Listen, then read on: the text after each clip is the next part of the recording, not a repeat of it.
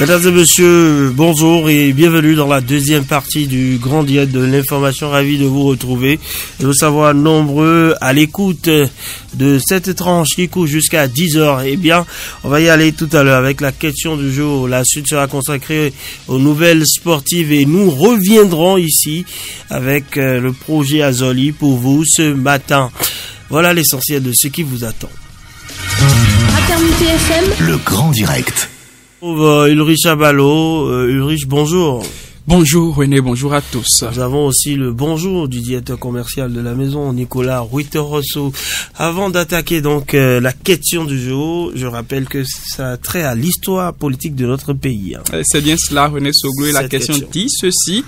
Quels acquis de la période révolutionnaire subsistent encore au Bénin selon vous? On peut répéter une fois? Quels acquis de la période révolutionnaire subsistent encore au Bénin selon vous? Voilà, d'abord, avant de répondre à cette question, on doit être un peu plus préoccupé par ce qu'on met dans période révolutionnaire.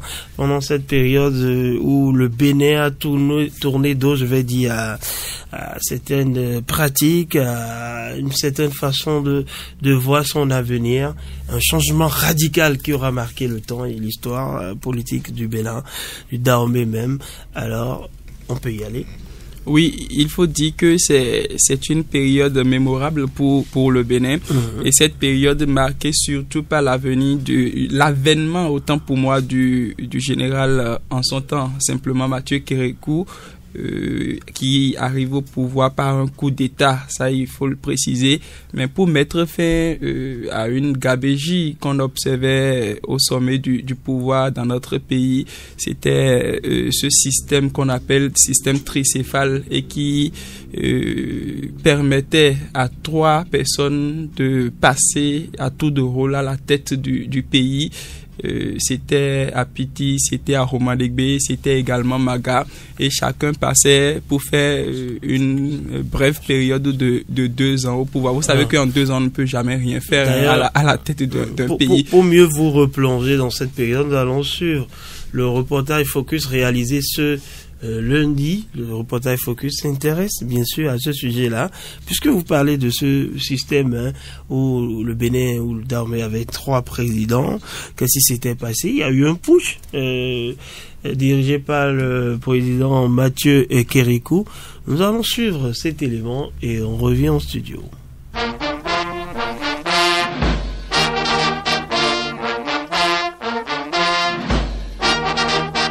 Depuis son indépendance en 1960, le Dahomey a vécu dans une instabilité politique préoccupante. Le renversement du président Hubert Maga en 1963 marque le début d'une série de coups d'État qui minent la situation du pays. En mai 1970, le pouvoir est assuré par un conseil présidentiel dont les 3 membres assurent la présidence en rotation. Il s'agit de Hubert Koutoukou Maga, Justin Aromadegbe, Souroumiga Apiti. C'est ainsi que le 26 octobre 1972, les militaires dirigés par le chef d'état-major adjoint de l'armée Mathieu Kérékou vont investir le palais présidentiel à Cotonou pendant que le cabinet était réuni. Mathieu Kérékou vient ainsi de faire un coup de force.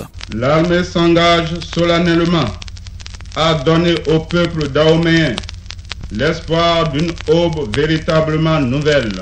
Vive l'armée, vive la révolution, vive le Dahomey, Cotonou, le 26 octobre 1972.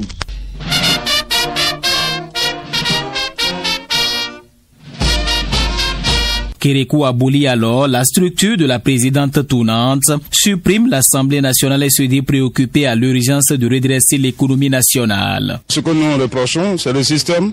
Le Dahomey ne peut pas avoir 3 présidents.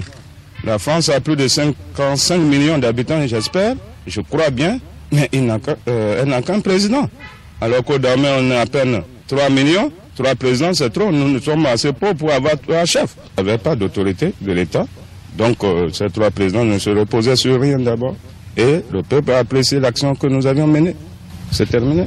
Il n'y a qu'une enquête d'entamer encore. Nous n'avions pas le temps de faire des enquêtes pour le moment. Pour nous, ce qui nous intéresse, c'est le redressement économique de notre pays. Aucun décès n'est déploré au cours de ce putsch militaire, mais les 3 principaux dirigeants de cette aire seront incarcérés. Ils y resteront jusqu'en 1981. Mathieu Kérékou est président et ministre de la Défense nationale alors que les autres ministères clés sont occupés par des militaires. Dans son premier grand discours le 30 novembre, Kérékou va annoncer sa volonté d'établir un régime révolutionnaire démocratique et populaire. D'une approche plus nationaliste, il va faire adopter en 1974 le marxisme-léninisme et le socialisme comme voie de développement du pays qui devient la République populaire du Bénin en 1975. La branche ne se cassera pas dans les bras du caméléon.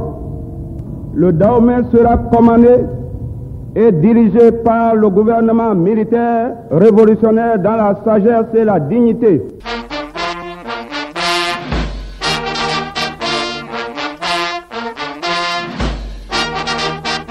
52 ans après, quels souvenirs gardent encore les populations béninoises? Quelques heures rencontrés dans la ville de Parakou en parlent. Le jeudi 26 octobre 1972, ça nous rappelle la prise de pouvoir par le feu général Mathieu Kérékou. C'était vers midi, lors du Conseil des ministres, le gouvernement militaire révolutionnaire JMR à l'époque. C'est ça qui nous a permis de faire taire les coups d'État répétés au Dahomey à l'époque. 26 octobre 1972, c'est en ce moment le général Mathieu Kérékou a pris le pouvoir. 72, nous étions encore opprimés en ce moment-là. Donc de 72, nous avons eu les événements de 77 avec l'histoire des mercenaires. Quand il y a coup d'État, un militaire prend le pouvoir. Bon, il y a eu des arrestations à ce moment-là. Les anciens qui étaient là, les gars, les bébés, on était obligés de les prendre tous. C'était ça le coup d'État, mais il n'y avait pas d'effusion de sang. Cette période cruciale de l'histoire du Bénin reste méconnue par la grande majorité de la jeune génération. Pendant que certains pensent directement à la période révolutionnaire, d'autres la confondent à un autre pan de l'histoire de notre pays. La date du 26 octobre 1972 me rappelle la date à laquelle le général Mathieu Kérékou a pris le pouvoir pour la première fois au Bénin. La date du 26, ça nous rappelle la venue des mercenaires au Bénin, sous le règne du général Mathieu Kérékou, bien sûr. Et le 26 octobre 1972 vraiment me rappelle une période très cruciale, très importante de mon pays, le Bénin, puisque c'est à cette date-là que les mercenaires ont envahi le Bénin, Cotonou. Ça n'a pas été facile en ce moment-là. C'est vrai que je l'ai étudié quand j'étais à l'école au cours primaire. La date du 26 octobre 1972, ça me rappelle qu'on a appris ça au collège, mais je me rappelle pas très bien. Je me rappelle que c'est au temps de la Révolution, au temps du feu Mathieu Kérékou. Ça me rappelle juste une conférence. Le 26 octobre 1972, c'était le jour que le Bénin a changé de nom en Dahomey par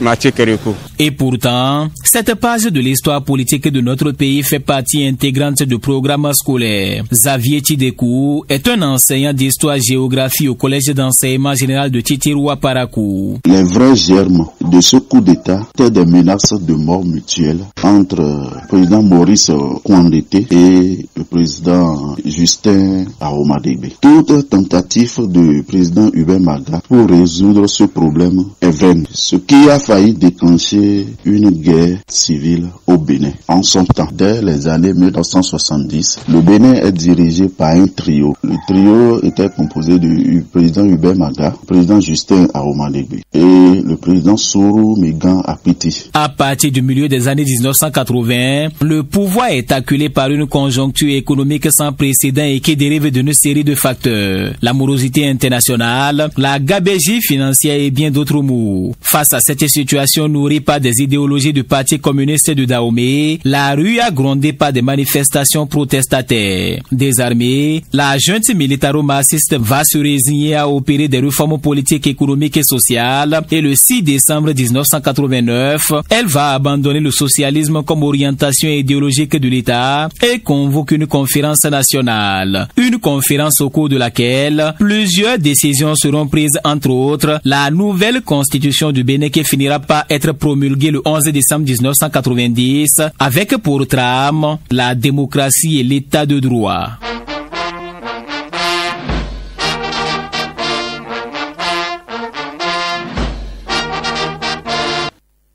Et voilà donc le Chabalo, ça nous replonge correctement dans cette question du jour. Alors, on peut voir les messages maintenant?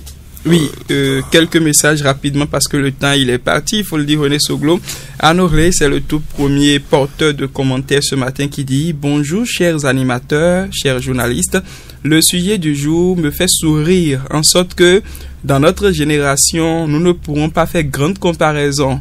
Mais moi, je peux simplement dire, parce qu'on m'a raconté un pan de l'histoire, que nous revivons actuellement les mêmes scénarios, autant pour moi que la période révolutionnaire. Suivez mon regard à Norlé. Jacques Arouin. Bonjour les amis de Radio Fraternité. Par rapport à la question du jour qui dit quels acquis de la période révolutionnaire subsistent encore au Bénin, selon moi, Jacques Arouin, je dirais en premier lieu qu'il y a la paix et en dernière position le brassage entre les hommes. Par exemple, moi qui vous parle, je suis un enfant du brassage depuis le temps de cette période marquée par l'avènement du président Kérékou, c'est-à-dire mon père est Marie de Savalou et ma mère est Batonou de Parakou. C'est votre ami Chakarouin depuis le quartier Transat à Parakou.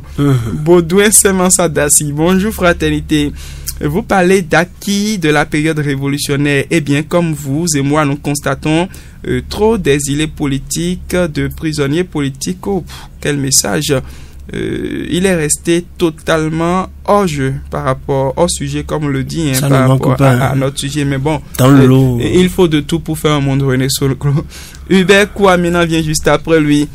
La période révolutionnaire au Bénin, 72-90, a laissé des acquis significatifs. Économie, la nationalisation des secteurs clés et la création de coopératives agricoles ont permis une redistribution des ressources, bien que souvent inefficace. Éducation. Une réforme éducative a été mise en place, favorisant un accès élargi à l'éducation. Politique. Le régime a introduit une certaine représentation pour les classes marginalisées, notamment les paysans, au sein des institutions. Ces changements ont remodelé la structure sociale et politique du pays, même après la transition vers la démocratie.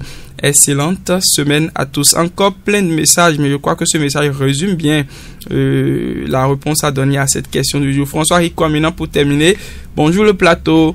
Du 26 octobre 1972 vers 1989, la période révolutionnaire à travers la gouvernance du général Mathieu Kérékou a procédé à la nationalisation de plusieurs sociétés et entreprises publiques. Et je crois que c'est ce que nous remarquons aujourd'hui sous nos régimes qui se succèdent. Ces régimes veulent compter sur leurs propres forces pour sortir le pays du sous-développement. L'autre acquis qui est resté, c'est la restriction de la liberté d'expression, qui d'ailleurs ne devrait pas être ainsi dans un pays démocratique comme on prétend à le dire. Voilà, donc merci à vous Ulrich Chabalo pour la question du jour. Ce sera tout.